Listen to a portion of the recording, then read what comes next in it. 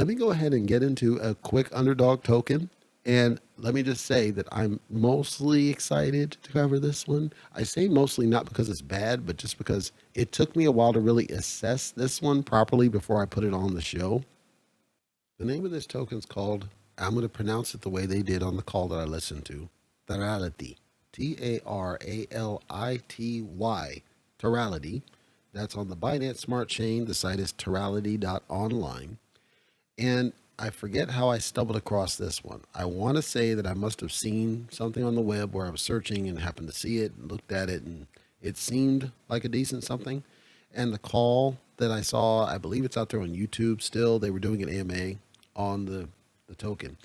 And this one's a fundamental token, and by which I mean that they're doing things that are more by the book than most of these gimmicks that you see. They're still gimmicks, but they're not as extensive as like what we see with many of the other tokens. And it seems like they do a very good job from law and order, meaning that they have a structure of what they're trying to do and an order of operations of how they're going to do it. And they've done a very good job in the documentation side, the communication side, making themselves as transparent as they possibly can be at this point. There are a couple things I'd like to see fixed, but let me just give the summary of what I interpret their business problem they're trying to solve is. If you know banking, the banking industry in general, so we're talking Check 21, we're talking debit, we're talking wires, ACH, everything.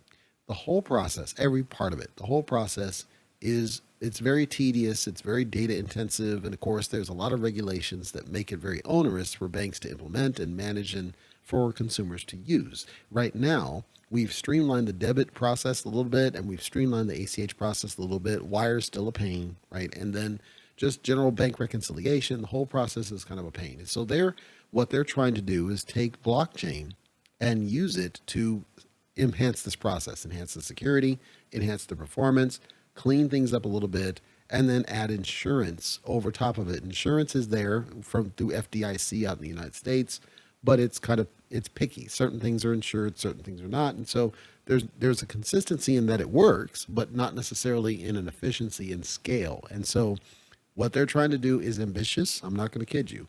I don't know if they'll succeed, but it's very ambitious. They're trying to make some significant changes here.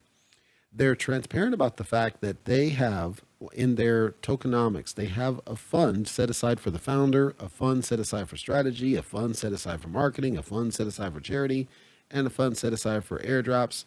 There's a total supply of what looks like 1 quadrillion, I believe, and they locked up 600 trillion of it, and then they're going to burn 400 trillion of it, or I believe they should have already. They were going to do it at the beginning of the year, but I think they delayed that, but they might have already done it. And then there was an effective supply of 1 trillion. Now, when I looked at the effective supply, what they're basically saying is that the only supply that can ever circulate because of essentially the locked portion is the 1 trillion. That doesn't constrain the inventory because the inventory is still out there, right? Because it hasn't been burned, but it should at least entice people to buy into the token, and price movement seems to reflect that as it has been slowly going up, and that's a good thing. We do see that there's price movement in the positive direction.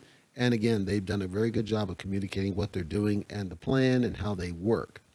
There is an audit that they have available. It's available directly on their site. When I looked at the audit report, two things stood out to me. First, it's a smart contract audit, which of course means it's not a functional audit about functionality, which I don't like. It's by a company called Antier Solutions, who I've never heard of.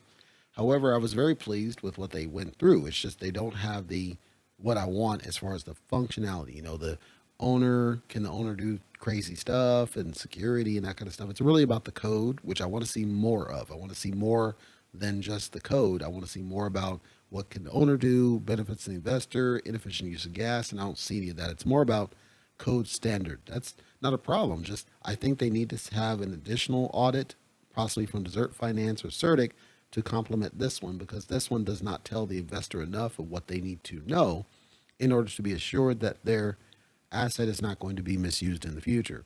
And then they have their paper, which they call their vision paper. Here's where another concern came up.